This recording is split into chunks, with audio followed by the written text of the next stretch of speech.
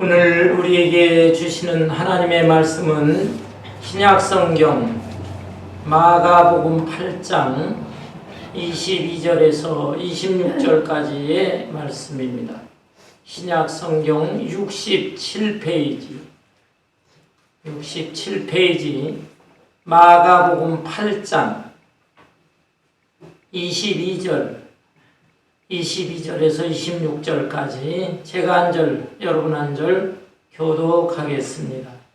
베세다의 이름에 사람들이 맹인한 사람을 데리고 예수께 나와 손대시기를 구하거늘 예수께서 맹인의 손을 붙잡으시고 마을 밖으로 데리고 나갔다. 힘을 빼주시며 이들에게 안수하시고 무엇이 보이느냐 묻으시니 쳐다보며 이르되 사람들이 보이나이다. 나무 같은 것들이 걸어가는 것을 보나이다 하거늘 이에 그 눈에 다시 안수하시매 그가 죽어가려 보더니 나와서 모든 것을 밝히 보는지라. 26절 다 같이 예수께서 그 사람을 집으로 보내시며 이르시되 마을에 들어가지 말라 하시니라. 아멘. 아멘.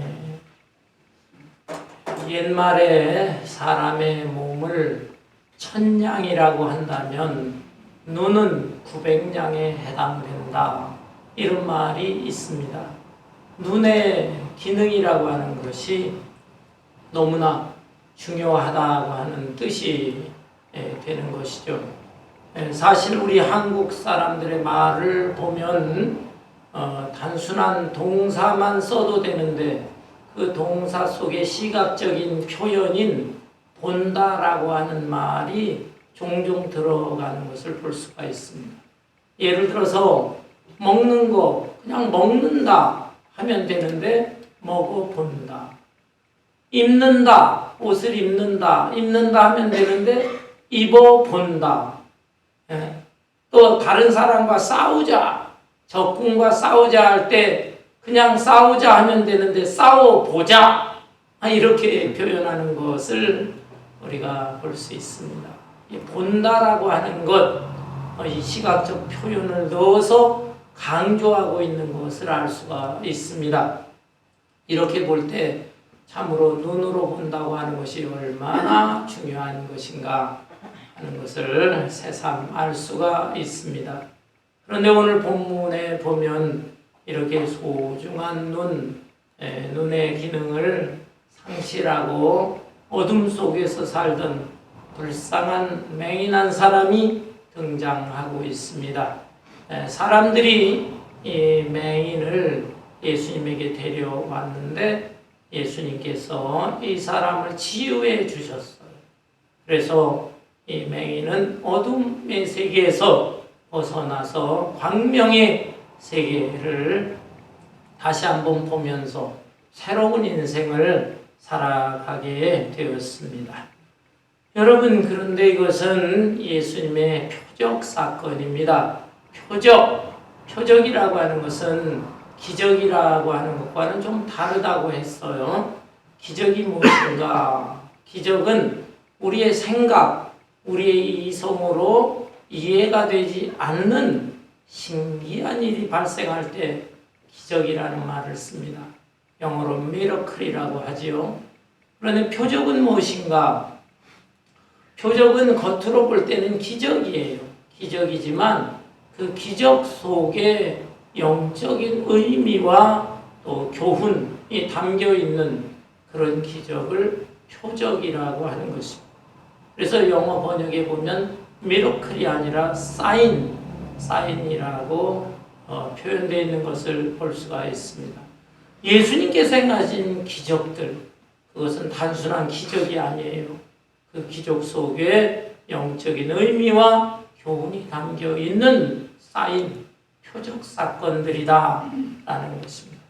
오늘 이 본문 말씀도 단순한 기적이 아니고 표적입니다. 교훈을 주시고자 하시는 것입니다.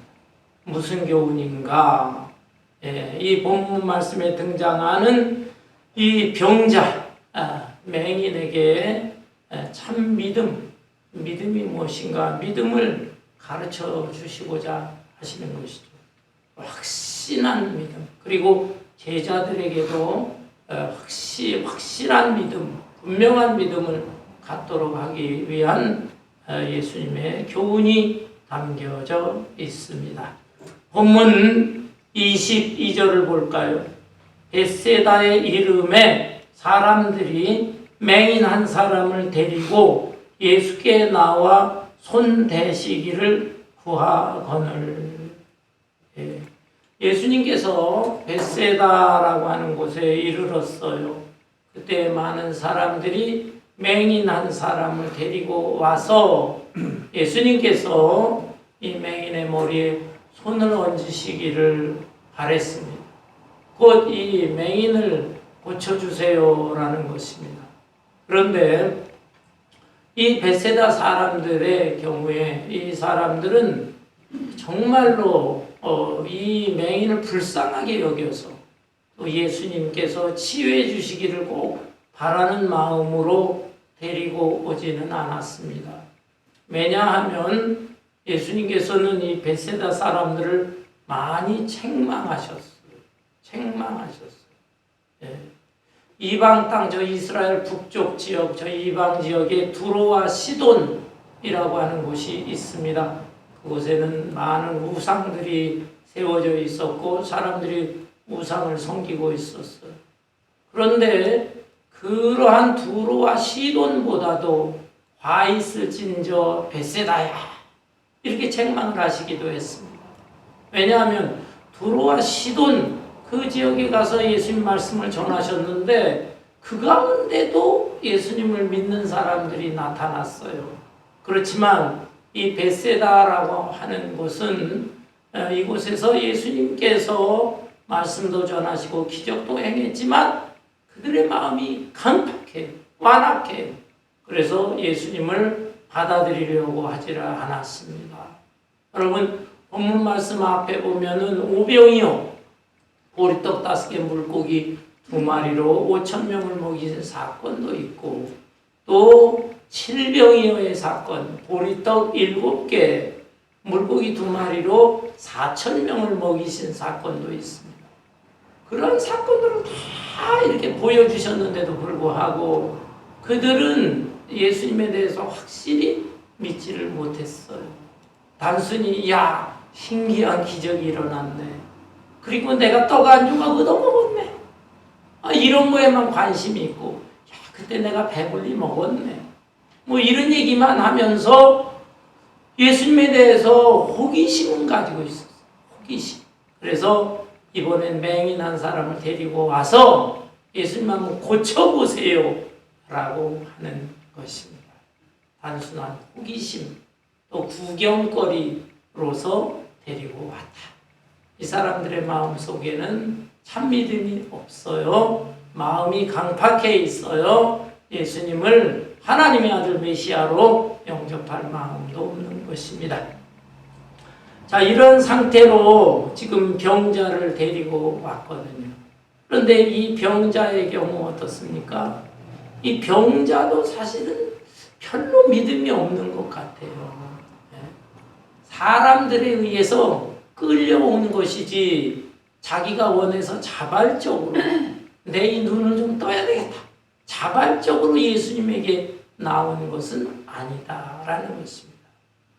여러분 이 본문 말씀 뒤에 마가복음 10장 46절 이하에 보면 예수님께서 또 다른 소경을 고쳐주신 사건이 기록되어 있습니다. 그 사람은 아예 이름이 기록되어 있어요. 바디메오라고 하는 소경. 바디메오. 이 바디메오는 다른 사람에 의해서 끌려와서 예수님에게 치유받은 사람이 아닙니다. 자기 지역에 예수님이 오신다 라고 하는 소식을 듣고 자기 발로 자발적으로 예수님 찾아갔어요. 내가 꼭 예수님 만나야 되겠다. 그래서 멀리서 달려오면서도 다윗의 자손 예수여, 다윗의 자손 예수여 나를 불쌍히 여기소서. 다윗의 자손이라는 것은 예수님의 별명이에요. 다윗의 자손 속에서 메시아 구원자가 온다. 이게 구약시대 때부터 이스라엘 사람에게 전해왔거든요.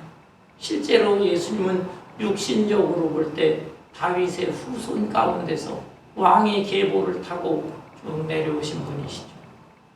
자, 이런 면에서 이 바디메오는 굉장히 적극적이었어요. 다윗의 자손 예수, 나를 불쌍히 여기소서.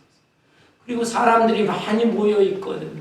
무리가 에워싸고 있는데 이 맹인이 무리를 뚫고 들어간다는 것은 너무 어렵어요. 그렇지만 무리를 헤집고 들어갑니다. 제자들이 만류를 합니다. 그럼에도 불구하고 예수님에게 나왔어요. 나를 불쌍히 여기소서.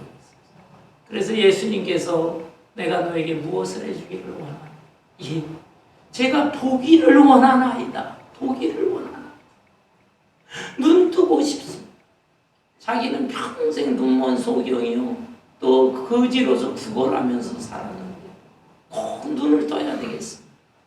그러자 예수님께서 그 눈을 뜨게 해주셨어요.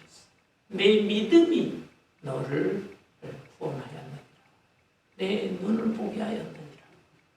여러분, 바디메오는 이렇게 아주 적극적이고 또 자발적으로 능동적으로 예수님에게 달려왔지만 본문에 나오는 이 사람 그런 사람이 아니라 사람들에 의해서 끌려온 사람이다.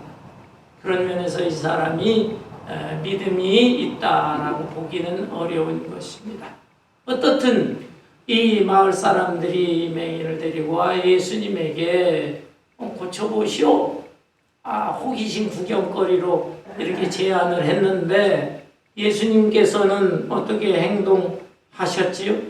23절에 보니까 예수께서 맹인의 손을 붙잡으시고 마을 밖으로 데리고 나가셨다. 예? 아니 그 자리에서 이 맹인을 고쳐주시지를 않고 맹인의 손을 붙잡으시고 마을 밖으로 나가서 한적한 곳에서 고쳐주시려고 했다는 것이에요. 왜 그렇습니까? 이 병자는 믿음이 없는 사람이에요. 더군다나 그 주변에 지금 믿음 없는 무리들, 단순히 호기심으로 가득 차 데리고 온 사람들, 이런 사람들이 많이 있습니다. 그래서 이런 상황 속에서는 예수님께서 능력을 행하시지를 않는 거예요. 아예 마을 밖으로 나가서 한적한 곳에서, 호젓하고 조용한 곳에서 예수님은 이 맹인과 1대1로 만나서 맹인으로 하여금 예수님에게 딱 집중하도록 하신 것입니다. 여러분, 이것이 중요합니다. 우리가 정말 확실한 믿음, 귀한 믿음, 참 믿음의 사람이 되고 또 주님 주시는 놀라운 능력, 놀라운 기적, 표적 이런 것을 체험하기를 원한다면 1대1로 주님께 집중하는 것, 이것이 굉장히 중요한 것입니다. 여러분, 일상생활 속에서도 신앙생활을 하면서 얼마나 주님을 향한 마음이 간절하고 적극적입니까? 얼마나 주님께 집중된 생활을 하고 있습니까? 세상에 살면서 매일같이 정신없이 바쁘게 살아갑니다. 네. 무엇을 먹을까? 무엇을 입을까? 어떻게 하면 내 집에 이 페이먼을 없앨까? 내가 어떻게 하면 좋은 자동차 살까? 내 자식들을 어떻게 키울까? 이런 생각으로 그냥 가득 차 있지, 내 마음이, 내 생각이 주님 앞에 얼마나 집중되어 있느냐, 또 얼마나 하나님의 나라를 먼저 생각하느냐, 이걸 반성해야 돼요. 이렇게 우리의 마음 자체가 산심이 져 있기 때문에 거기에 주님의 놀라운 은혜와 능력이 나타나기가 어려운 것입니다. 여러분, 예배도 마찬가지입니다. 주일이 되어서 교회 나와 예배는 드려요. 그렇지만 예배는 하나님과의 만남인데 얼마나 하나님 앞에 진실한 만남 교제를 이루기를 원하시느냐. 그냥 몸은 나와 있어요. 그런데 마음은 다른 생각으로, 그냥 잡된 생각으로 가득 차 있어요. 그렇다면 거기에 하나님의 놀라운 은혜와 능력을 체험하기가 어려운 것입니다. 예수님께서는 이 맹인을 데리고 마을 밖으로 나가서 한적한 곳에서 1대1로 만났어요. 그리고 이 맹인으로 하여금 예수님을 집중해서 바라보도록 하신 것입니다. 여기에 믿음이 생겨나는 것, 그리고 놀라운 능력의 현상이 나타나게 되는 것. 그리고 이제 예수님께서는 이 맹인의 마음이 열려서 예수님과 친밀한 교통이 이루어지도록 그렇게 노력하신 것을 볼 수가 있습니다. 여기 본문 23절 중반에 보면은 눈에 침을 뱉으시며 그에게 안수하시고 무엇이 보이느냐 물으시니, 참 미안합니다. 예수님이 이 사람을 마을 밖으로 데리고 가서 1대1로 만났을 때 그냥 말씀 한마디로 내 눈이 떠졌느니라, 네가 원하는 소원 이루어졌느니라, 말씀 한마디만 하시면 되는데 그렇게 하지를 않고 그 눈에다 침을 뱉어서 침을 발라, 그리고 또 그 머리에 안수를 하시고 그렇게 치유를 하시려고 했다 이 말이에요. 왜 이렇게 하셨을까요? 예수님의 능력이 부족해서일까요? 아닙니다. 성경에 보면 예수님께서 어떤 사람에게는 그냥 말씀 한마디로 치유하시고 소원을 들어주셨어요. 그때 어떤 사람들에게는 예수님이 또 이상한 행동을 하시면서 치유를 해 주셨습니다. 그것은 그 사람의 마음의 상태를 보시고서 이렇게 각각 다르게 하시는 거예요. 그 예수님을 찾아온 병자들의 마음이 열려 있을 때, 마음 열리고 겸손한 마음으로 주님 저를 도와주세요 하는 마음이 있는 사람에게는 주님께서 그냥 말씀 한마디로 탁 치유해 주시는 거예요.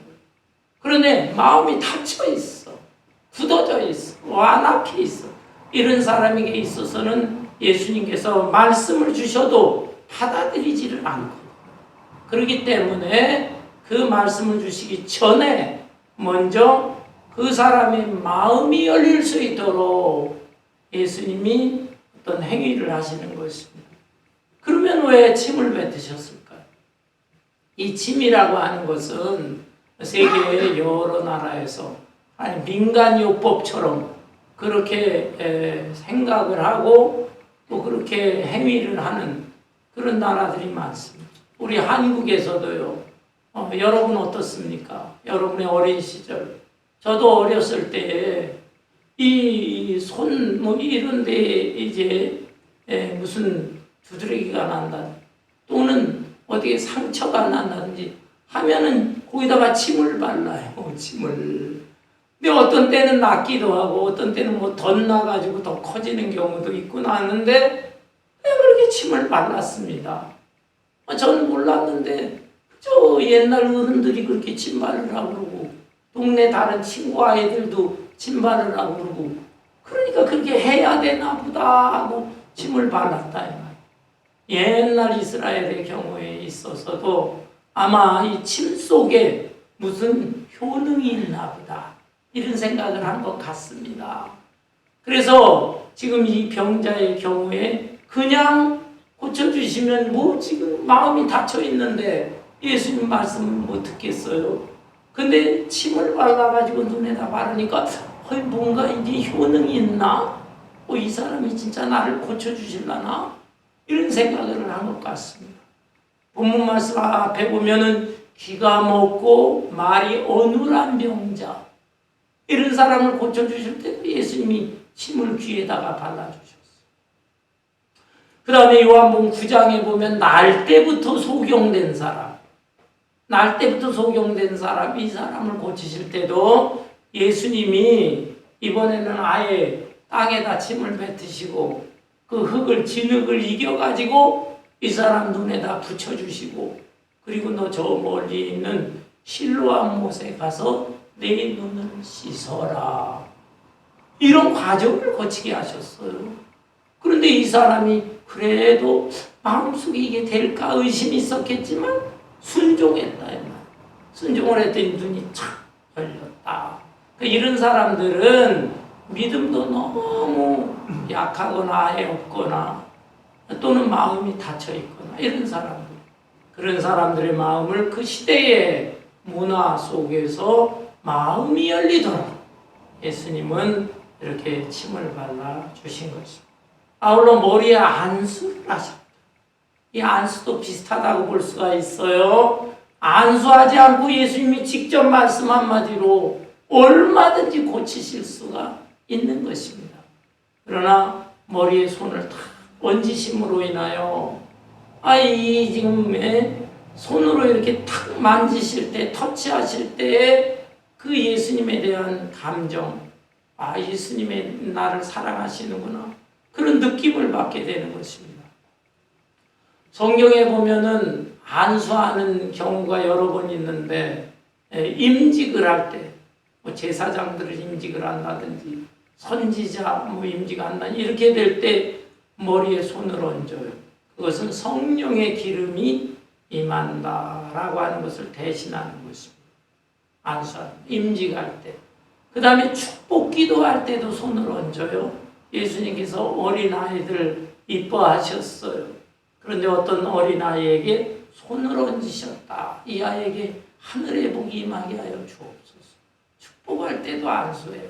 근데 병자들에게도 안수하는 경우들이 항상 안수한 게 아니에요. 안수하지 않아도 주여 저는 마음이 열려있고 주님을 믿습니다. 능력을 믿습니다 하는 사람에게 굳이 예수님께서 안수하실 필요도 없어. 그냥 거리도 멀리 떨어져 있는데 백부장의 종 같은 경우에 예수님은 네 종 고치러 내가 가려고 했을 때 백부장이 뭐라고 합니까? 저희 집에 오실 필요도 없습니다. 이 자리에서 말씀만 하십시오. 이야, 말씀 한마디만 하시면 자기 종이 고침을 받겠나요? 여러분, 얼마나 놀라운 믿음입니까? 예수님께서 온 이스라엘을 두루다녀도 이만한 믿음을 내가 본 적이 없다. 즉시 그 하인이 나았다. 그러니까 얼마든지 예수님 하실 수 있는데, 그래도 이 사람의 경우에는 믿음이 없고 마음이 닫혀 있으니까 힘을 뱉어서 열게 하시고 또 안수까지 하시고, 그래서 이분이 정말 나를 사랑하시는구나, 이분의 놀라운 능력이 나에게 임하는구나, 그것을 느끼게 하신 것이다. 그러면서 주님은 이 사람과 교통하기를 원하시는 것입니다. 사랑하는 성도 여러분, 우리에게도 주님과의 이 교통이 매우 필요합니다. 주님을 믿노라 하면서도 내가 얼마나 열린 마음으로 주님을 사랑하고 주님의 말씀과 은혜를 사모하고 있습니까? 그 주님과의 친밀한 교제가 아주 매우 중요한 것이에요. 요한복음 15장 7절에 보면 너희가 내 안에 거하고 내 말이 너희 안에 거하면 무엇이든지 원하는 대로 구하라. 그리하면 이루어지리라 말씀하셨어요. 이 말씀 굉장히 중요합니다. 너희가 내 안에, 내가 내 말이 너희 안에 거하면 무엇이든지 원하는 대로 그리하면 이루리라. 이 말씀을 묵상하면 그래서 세 가지 교훈을 얻을 수가 있어요. 내 안에 주님이 계시질 않고 내 안에, 내 밖에 주님이 계신다면 어떻게 됩니까? 이런 사람들은 예수 믿는 사람들이 아니에요. 교회에 나와도 자기 마음속 안에 예수님이 없고 자기 밖에 예수님이 계신다면 그 사람은 하나의 종교인일 뿐이지 그 사람은 참 신자가 아니에요. 그런데 두 번째 차원에 있는 사람, 내 안에 예수님이 계시는 분, 예수님이 거하시는 사람, 이런 사람은 구원받은 성도다 이 말이에요. 하나님의 자녀예요. 그런데 이 차원에서 더 한 단계 넘어간다면 내가 주님 안에 거하는 이런 사람들이 있어요. 내 밖에 주님이 계시고 또는 내 안에 주님이 계시고 그 다음에는 내가 아예 주님 안에 거하는 사람. 이런 사람은 어떤 사람인가? 주님과 엄청나게 친밀한 교제를 이룬 사람이다. 이런 사람들은 마음과 생각 또 생활 주님 속에 있어. 주님과 아예 하나가 되어서 동행하는 차원의 사람, 이런 삶을 사는 사람들은 무엇이든지 원하는 대로 구하라. 그리하면 이루어질 것이다. 여러분, 이런 삶을 사는 사람이 원하는 것은 자기 욕심대로 원하지를 않겠죠. 정말 주님께서 기뻐하시는 소원, 주님의 뜻을 알기 때문에 그 소원을 놓고 기도하니까 주님께서 그것을 다 들어주신다. 여러분, 이 본문에 나오는 이 맹인, 이 사람의 경우도 주님은 그런 사람이 되기를 원하시는 것입니다. 마음이 닫혀 있어. 그래서 마음이 열리도록 또 눈에 침도 발라주시고, 또 주님이 너를 사랑하신다는 뜻에서 안수도 하시고 그랬어요. 그랬을 때에 이 사람에게 어떤 현상이 나타납니까? 23절에 예수님이 무엇이 보이느냐 물으시니 24절 쳐다보며 이르되 사람들이 보이나니 나무 같은 것들이 걸어가는 것을 보나이다 하거늘 이 사람이 눈이 떠졌어요. 떠졌는데 보기는 보는데 시력이 완전히 회복되지를 않았습니다. 뭔가 보입니다. 사람들이 보입니다. 나무 같은 것들이 막 걸어가는 것을 보나이다. 이렇게 표현하는 것을 볼 때 이 사람은 아마 태어날 때부터 맹인은 아니었던 것 같아요. 왜냐하면 사람들에 대해서도 알고 있고 나무에 대해서도 알고 있으니까 아마 중간에 어떻게 잘못돼서 실명이 된 그런 맹인 같습니다. 어떻든 이 사람은 눈이 고쳐지기는 했는데 완전히 고쳐지지는 않았어요. 희미하게 보는 것입니다. 그래서 사람들 같기도 하고 나무 같기도 하고 그런 것들이 왔다 갔다 됩니다. 온전하지 않아. 그래서 예수님은 어떻게 하셨습니까? 다시 한 번 더 안수하세요. 25절에 보니까 이에 그 눈에 다시 안수하심에 그가 주목하여 보더니 나아서 모든 것을 밝히 보는지라. 여러분, 성경에 보면은 예수님께서 어떤 행위를 하시고 안수하시고 기도하시거나 또는 예수님 말씀 한마디 하시거나 한 번에 치유한 사건들이 거의 대부분이에요. 한 번에 치유하셨어요. 근데 이 본문은 특이하게 한 번의 치유가 아니고 두 번 안수하고 그리고 나서 보여줬다. 왜 그랬을까요? 예수님 능력이 부족해서? 아니다. 이 사람의 경우에 아직도 믿음이 부족해, 믿음이. 그래서 눈이 일단 떠지기는 했지만 희미하게 보이고 그래서 다시 한번 예수님께서 은혜를 베풀어 주시고 능력을 행사해서 완전히 치유받도록 하신 것입니다. 여러분의 경우는 어떻습니까? 여러분의 마음속에 여러 가지 기도의 제목이 있어요. 나름대로의 소원도 있어요. 소원이 내 욕심도 있지만 주의 뜻대로 하는 그 간절한 소원도 있어요. 그럼에도 불구하고 한 번에 탁 이루어지는 경우 있습니까? 즉각적으로 이루어지는 경우도 있지만 그렇지 않은 경우도 있다. 솔직히 말씀드리면 저도 그래요. 저도 여러 가지 기도의 제목을 놓고 기도하는데 정말 신기하게 기도하자마자 그냥 이루어지는, 어떤 때는 그날 당일날 이루어져서 이런 일도 있을 수 있을까? 너무 신기하게 응답받는 경우도 있지만 어떤 경우에는 오랜 시간이 지나도록 이루어지지 않아. 그래서 또 매달리고 또 기도하고 하게 되는 경우도 있는 것입니다. 여러분, 이 사람에게 있어서는 더 마음이 더 주님을 하나님의 아들 메시아로 그리고 주님과 더 친밀한 교제를 이루고 이렇게 되기를 원하신 것이 한 번에 안 됐어요. 희미했어요. 그래서 다시 한번 예수님이 안수하셨을 때 확연히 눈이 탁 떠지면서 온전하게 치유를 받았다라고 하는 것입니다. 여러분, 이것은 우리 주님의 놀라운 은총을 여기서 교훈하고 있습니다. 주님께서는 우리에게 한 번 은혜만 주시는 분이 아니에요. 두 번째, 새로운 은혜, 새로운 기회를 또 주실 수 있는 그런 분이다라는 것입니다.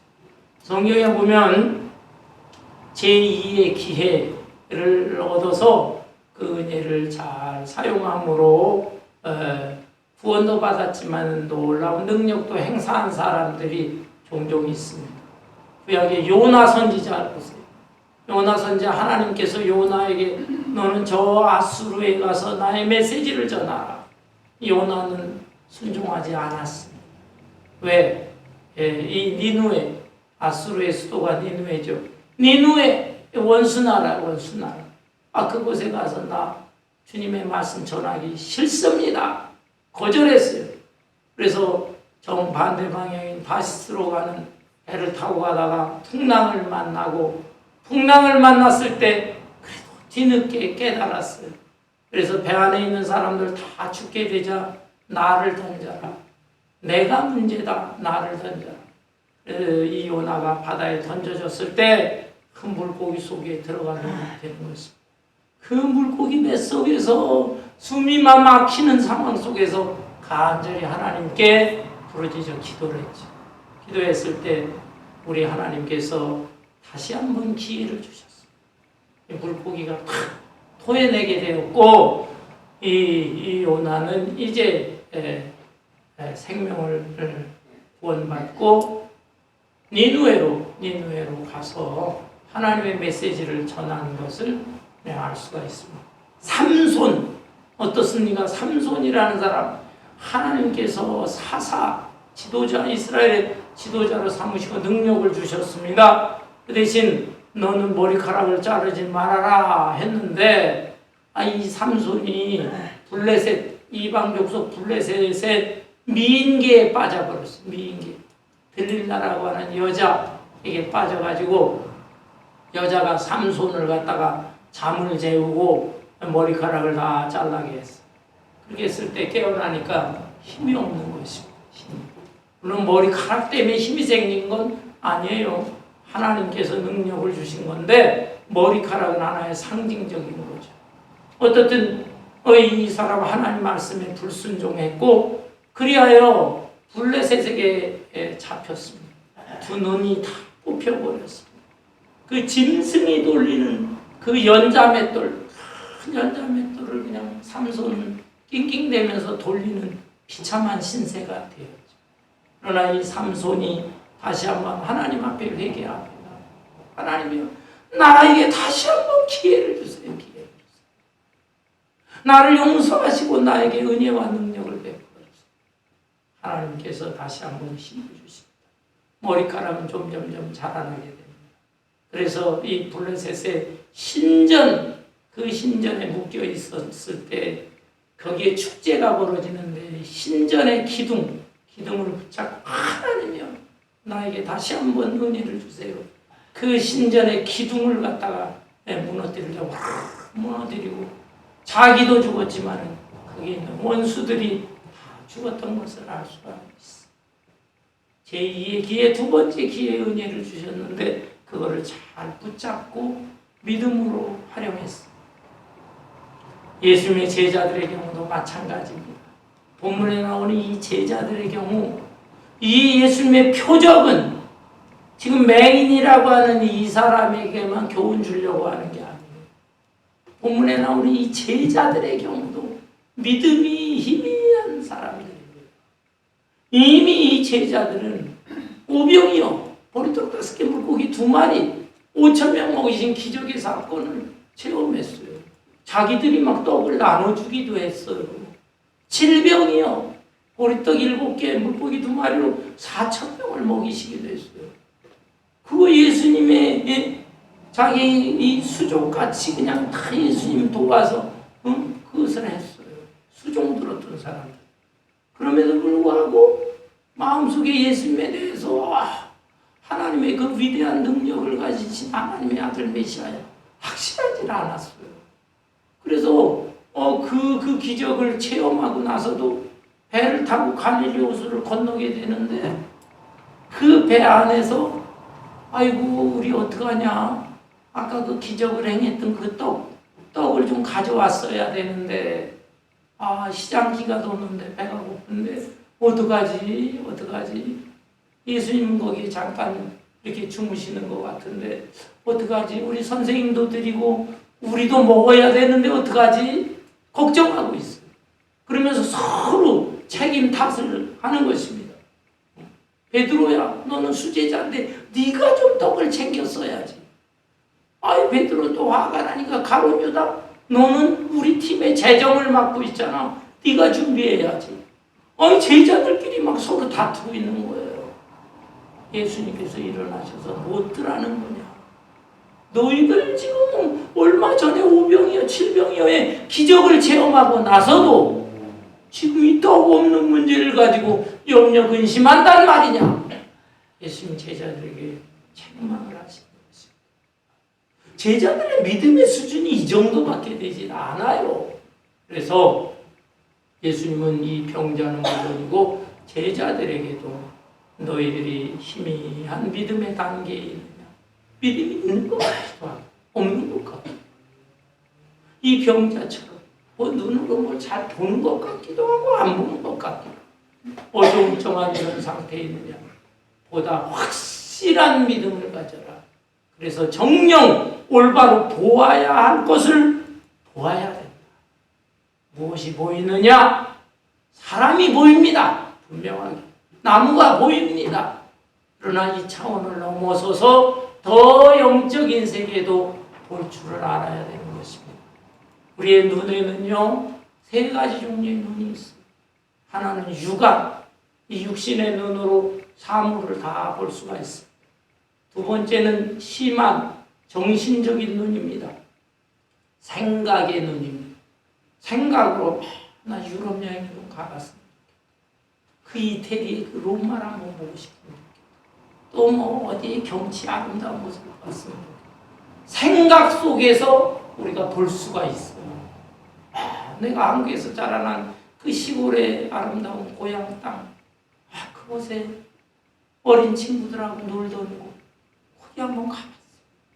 그게 딱 생각을 집중하면요, 그 생각 속에 다 떠올라요. 시만이 시만. 그런가 하면 영안이 있습니다. 영안은 하늘의 세계를 보는 것입니다. 하나님의 보좌가 있고 어린 양 예수 그리스도가 있고 24장로들이 천군 천사들이 앞서간 믿음의 선배들이 있어. 그의 영안을 통해서 보여집니다. 그리고 이 땅에 살면서 이 땅에 하나님의 나라가 이루어지는 것입니다. 세상의 나라, 한국이 어떻고 미국이 어떻고 정치가 어떻고 여기저기 전쟁이 일어나고 그것만 보는 것이 아니라 그 세계 속에서도 하나님의 나라가 지금 복음이 전해지면서 확산되어지고 있구나. 주님 오실 날이 가까이 오고 있구나. 그것이 영적인 눈으로 보여져야 된다. 이런 눈이 뜨여져야 한다. 이런 눈은 분명하고 확실한 믿음을 가지고 그래서 예수님에게 집중하고 마음이 열려서 예수님에게 친밀한 교제를 이루고 할 때 이 눈이 떠지는 것입니다. 맹인은 눈이 떠졌어요. 그런데 26절 마지막에 예수께서 그 사람을 집으로 보내시며 이르시되 마을에는 들어가지 말라 하시니라. 아니 놀라운 은혜를 베푼 능력이 나타났는데 빨리 마을에 가서 이 베세다 사람들아 너희들 왜 마음이 강팍하냐? 나를 봐라. 나 이제 완전히 눈이 떠지고 당신들 다 보고 그걸 좀 자랑하고 간증해야 될 텐데 마을에 들어가지 말아라. 그 사람들에게 알리지 말아라 하셨어요. 왜 그랬습니까? 예수님의 구원의 사역이 아직 완전히 이루어지질 않았습니다. 예수님이 이 땅에 오신 것은 하나님의 아들로 오셔서 십자가의 사명을 감당하기 위해서 오시고 그런데 아직 십자가를 지시기 전에 부분적으로 이런 기적들이 일어나는데 이런 것들이 나타나 막 자랑하게 되면 그 사람들이 몰려와서 예수님을 이스라엘 왕으로 막 지상의 단순한 왕으로 세우려고 할 수도 있고 아니면 마음이 더 완악한 자는 그 사명을 이루지 못하도록 예수님을 붙잡고 처형시키고 할 수도 있는 것입니다. 아직 때가 이르지 않았기 때문에 때문에 예수님은 지금 네가 체험한 것 마을에 들어가서 알릴 필요가 없다라는 것. 그러나 우리의 경우는 어떻습니까? 우리는 지금 이미 예수님이 오셨고 십자가 사명 감당하셨고 부활하셨고 승천하셨어요. 그리고 예수님께서 오직 성령이 너에게 임하시면 너희가 권능을 받고 예루살렘과 온 유대와 사마리아와 땅 끝까지 이르러 내 증인이 되리라. 우리에게 사명을 맡겨주셨습니다. 그래서 지금은 공개적으로 예수님이 어떤 분이냐 이렇게 전지전능하신 분이다. 우리의 참된 메시아 구세주다. 그것을 담대하게 증거하면서 살아가야 될 것입니다. 아멘. 여러분 모두 자기 자신을 살펴보세요. 내 믿음의 상태가 어떤 상태인가? 예수는 믿노라 합니다. 그렇지만은 아직 믿음이 불확실한 그런 상태에 있지는 않는가? 제대로 볼 것을 보지 못하고 희미한 상태에 있지는 않는가? 그렇다면 예수님에게 집중하시고 또 예수님과 친밀한 교제를 매일매일 하시면서 그래서 내가 부족한 것 하나님 앞에 회개하면 용서해 주시는데 새로운 기회를 나한테 주시는구나.